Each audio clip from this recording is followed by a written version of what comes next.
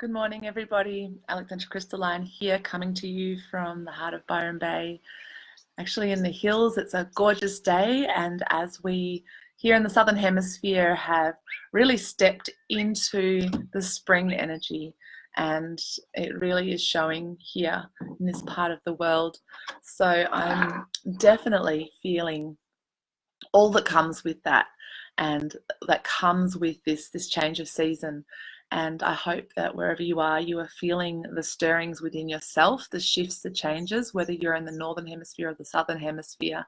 This shift of season is really a time where we do have to be a little bit more careful with our energy and a little bit more careful with our intentions and how we move into the next phase. So if you're in the North, you're going to be preparing for your inner journey, going deep within the self.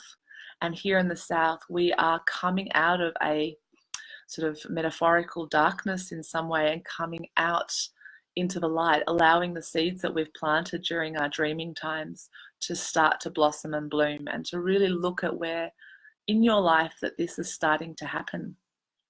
So it feels like a space of great potential, a space of illumination, a space of great joy. And I really feel this in so many levels within myself, and how that's mirroring in different areas. And the more we can attune ourselves, our bodies, to the cycles of this beautiful planet and how the earth is moving through these different phases, I really believe that this alignment, this connection between our hearts and the heart of the earth, really helps us to come into greater alignment with our fullest expression and our fullest truth of who we are as individuals and what gifts we have to birth in this space. And a conversation that I was having over the weekend was really the ease and grace in which, when we really come into alignment with who we really are, how easy that can be. Like, it's almost like a relief of like, oh, it could be this easy to not try and be anything other than who you were designed to be. And if you look at these beautiful springtime flowers that are blooming, a flower doesn't have to try and bloom. It blooms, it does it. And every flower has its own cycle and its own way in which it blooms and its own season in which it blooms. I mean, some will bloom and open first thing in the morning. Others will only open during a full moon. And I think it's just knowing, what kind of flower are you? What kind of expression, what colors do you open to when you are in your blooming moments? So that's a really lovely contemplation as we enter into this spring energy. And over the next couple of weeks, as we really settle into this awakening and arising energy within us, it's a fantastic time to purify and to cleanse and to move the body as well. So I personally have been embarking already on a lot of purifications, and am wanting to deepen into that to really support the summer, the height of the season, the height of energy that is coming ahead. So we have to nurture our energy and not shoot out too fast and expel our energy. Just gently nurture this phase, nurture this gentleness. So I'm going to get straight into our 3 crystals of the day, and I would love to encourage you all, for anyone who feels inspired, gets little nuggets of gold or insight in this. If you feel that this would support anyone that you know, please feel free to share. By doing that, you are supporting me and supporting my gift to you, and giving you this information with greatest gratitude and blessings to all of you that have been following me over the last, gosh, it feels like it might have been a year now since I've started this process of doing weekly readings. And I'm really excited to step into the next phase of my opening and flowering into this body of work. I have so much to share with you all, and I think I've really got to a space where I'm really trusting what opens when we open ourselves and when we connect to the earth. And I really encourage all of you to do the same. So without further ado, I'm going to go straight into the cards for the week, tuning into our collective and the crystalline frequencies that are going to support us individually in our growth and expansion. I believe in the cosmic planetary cycle. We are currently moving through the space of the soul. I will have to check the exact crystalline frequency of today, but I do know this space of the soul sits right in the center of the tree. This is a space where we're really being called to connect in with our hearts and connect in with our unique expression and how we can connect out with others around us. Right in the center of the tree is like the center of the spokes of a wheel, where we are really reaching out to all parts of self. So how do we and how do you reach out to the members of your community, your family, your friends? How are you sharing of yourself, and how are you experiencing that inflow that comes from sharing as well? Gosh, I've got a lot of for someone who has a husky voice this morning, I've got a lot that's wanting to stream through, and I think this has also really been a theme at the moment, is clearing out the cobwebs of self-expression. And for those people that have experienced the winter colds and the stuffiness in this area, it's really clearing it out. And I think it's always a great opportunity when our bodies do that and show us where they need clearing and where they need expression. So okay, I'm going to get straight into it.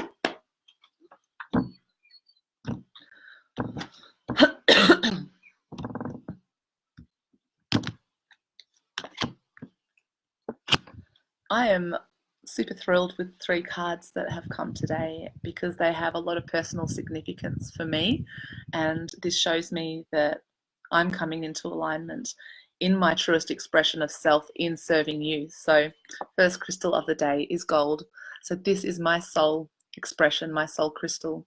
And what does that mean? I want to talk a bit about soul crystals. So for those of you who have connected with me and asked to have a reading, what really presents themselves is I can find out for you which 3 crystals really represent who you are, but that is based kind of like an astrology report, based on your name, based on your birth date, based on your location of birth. So it is something that can be mapped out in quite a methodical way.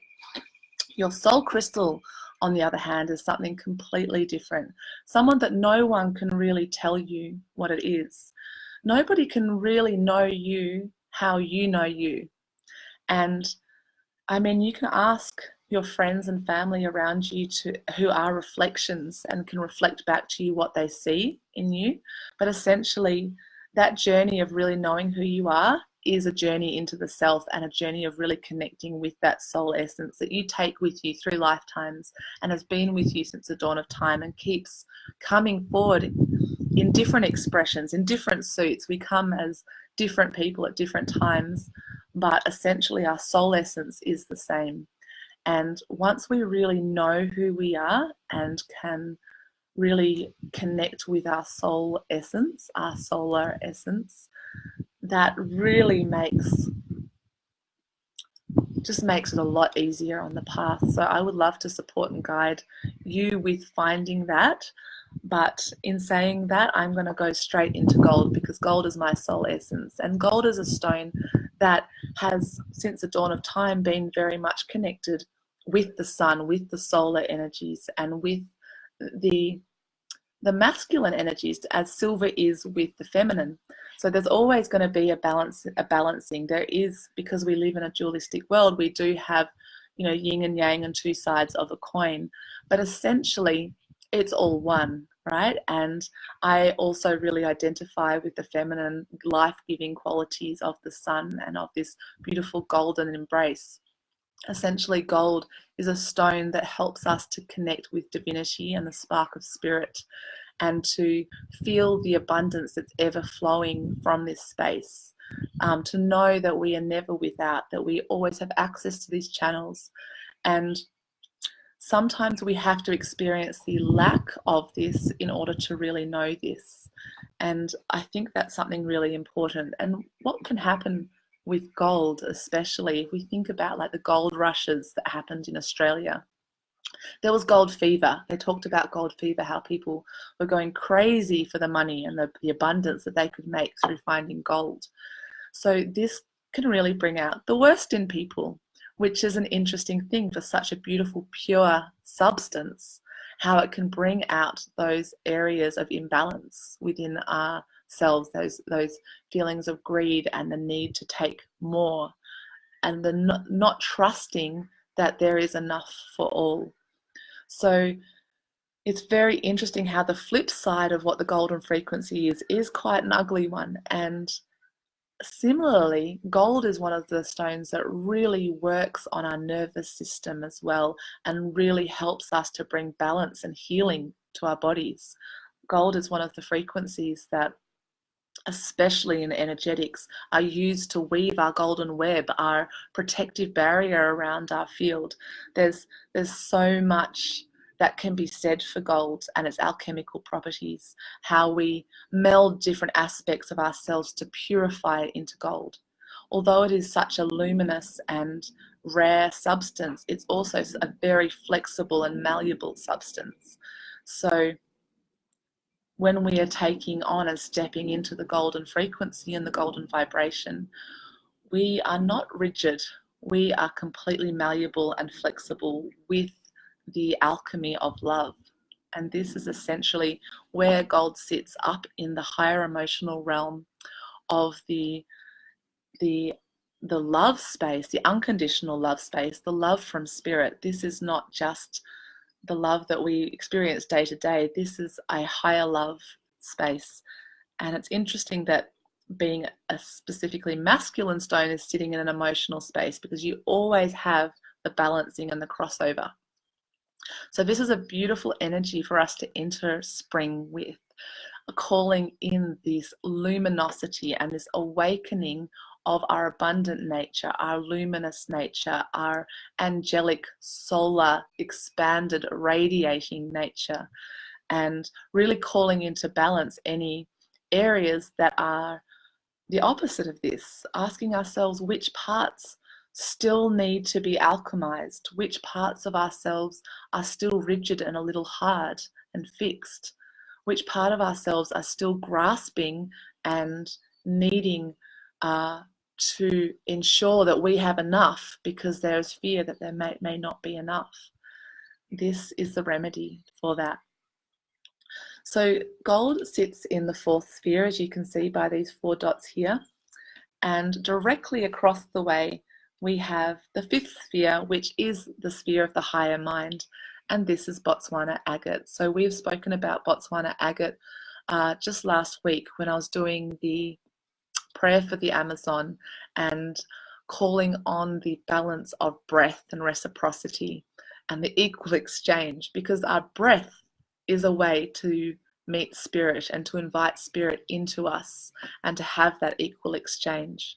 Our breath really is the doorway of consciousness, and Botswana agate is what is the crystalline frequency that holds this rhythm, that holds this balance.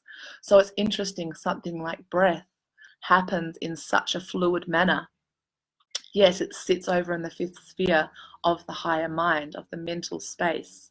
So you see how things are always balancing. There's always a crisscross and a balancing between sides of self to bring us into greater balance.